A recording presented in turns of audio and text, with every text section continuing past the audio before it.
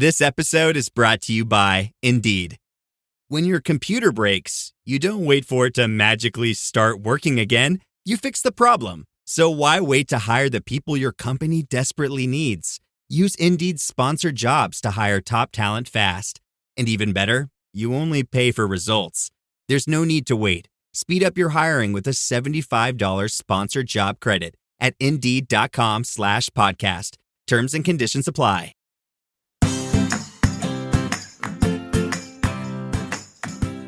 Hi, and welcome back to Realistic Sustainability Educational Shorts. Well, it's going to start warming up here pretty soon. It's going to make us want to start our seeds and clean up different areas in the garden and start getting ready. But I have a question. Have you been composting? Do you necessarily know what composting is or how to do it? Well, if you haven't been composting, have you at least been throwing your organic scraps into places where you grow? See, I don't have a compost. I live in town, and I'm pretty sure the smell would bother my neighbors in the summertime. So what we do instead of composting is we collect certain items and we just put them where we grow. I'm sure occasionally other animals get them, but if you're tending the ground or growing things and animals don't get some of the stuff that you're doing, then you're not really part of the environment. So occasionally we'll open a hole and bury stuff in, things that will help the ground. And that way I can keep my organic scraps, use that energy, and not waste it by throwing it in the trash. And best of all, it doesn't seem to bother any of my neighbors in my small town. It just kind of gives a little bit of nutrients for the plants I'm about to grow. Now, what can you actually compost? Because I've run into a lot of people who don't actually know that. Now remember, raw organic material, organic, not like the supermarket calls it, but just organic material.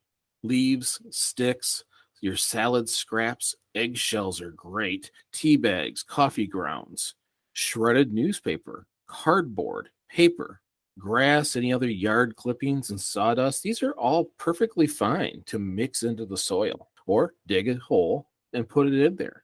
The worms will do the rest. That nutrient will end up into your plants, and it is a nutrient. What can't you compost? Well, processed foods, meats, greases, dairies, oils, fats, any of those things, your pet waste, anything that is processed. You can't dig a hole and just pour a big thing of cereal down there. It's not going to help like other things. You can't just open it up and throw in a steak. So you want to stick with clean organic material. And that can be yard clippings. It will help. Those will break down into your soil. And I'm not one to brag too much, although last year I think we did a fair share of it with that sunflower. But the soil in our beds at home is starting to get pretty darn fantastic. It's a living soil. There's so much organic material breaking down in there, plus all the worms we've added, has created a very, very soft, rich soil that is allowing my plants to grow fantastic. And we're getting phenomenal yields on everything we plant. So I can't complain too much, but it is a great idea. That's one of the reasons why composting or composting in your gardens or getting that material back is so important. You get massive yields in comparison. It's cheap. And by cheap, I mean you're just using something you already paid for and you would have thrown away. It's easy, it's eco-friendly, and you're not sending it to the landfill. You're not filling up a garbage bag. It's another one of those things that doesn't go in the away box or the trash can. You get to keep it on your property, and it's worth having. And if you're composting, there are some cons. Yeah, if you use an actual compost, it can smell. The neighbors could get a little upset. If you live on several acres, no one will care. But if you live close to people like I do, you have to be very careful because as that rots, it off-gasses. And that off-gas kind of stinks. That methane, you can smell. It can look bad. If you're just fencing in an area and throwing more and more in there, people tend to say it doesn't look that great. Well, again, if you're out in the country, have at it. In town, check with your city before you do it. It can attract animals. So if you're not burying the scraps or doing something so they're not exposed, you can bring animals to your property, and some may not like that, including the neighbors. It takes some maintenance because it can also be a fire hazard. It starts to get hot. When you start putting compost into an area and it starts off-gassing, it starts to warm up. It can actually catch on fire if you're not careful. It has to be rotated and moved or have gas release points. So those are all important things. But the biggest thing is that you get to use that material. If you've been listening to this show, you know we're trying to keep our waste on our property and find a reasonably good use for it. Organic scraps is an easy one. That is one we all need, especially if you're a plant person.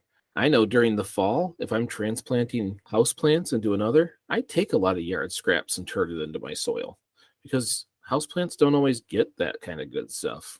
I'll be saving a lot of stuff here real soon because the Edible Landscape Project in Durand, well, we're starting to plan. Next week, we're sitting down for our first meeting, which means I need to start collecting as much scraps as I can. I need to get with local businesses to have them do the same. Stomping Grounds, our favorite coffee shop in town? Yeah, luckily we'll get lots of grounds from them.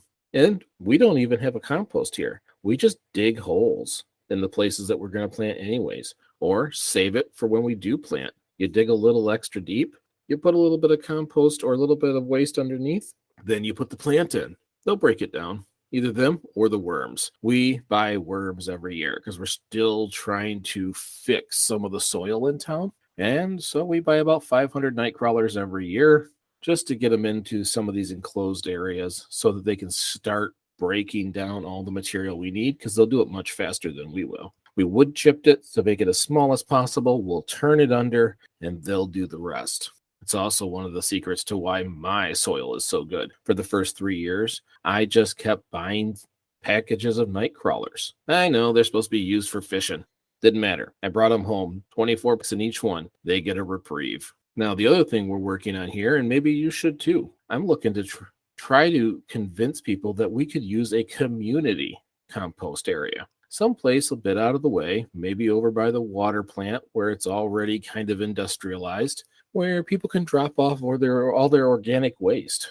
And the city only has to turn it once in a while. They've got the equipment.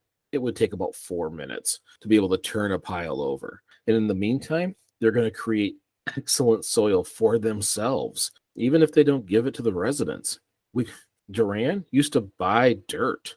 We don't have to do that. We can take all these scraps and turn it into better soil. So when we decide to put in a new flower garden at a park, it starts with supercharged soil. And if you get that opportunity, maybe you can do that in your town too. The more we have of those, well, the better we grow all around the world. Thanks for listening. I hope you liked this short. If you did, please share it with a friend or on social media. Other ways to support realistic sustainability is by becoming a monthly sustainer on our Anchor site or by going to our website, greenyourlife.org, under podcast. But if you could, pretty please, leave us a 5-star review, click a like, click a follow, leave a comment. Any kind of activity really helps. Thank you again for listening. And remember, we only get together each week like this so we can get a little bit better. Little bit, big bit. Thanks for listening, and we'll see you next week.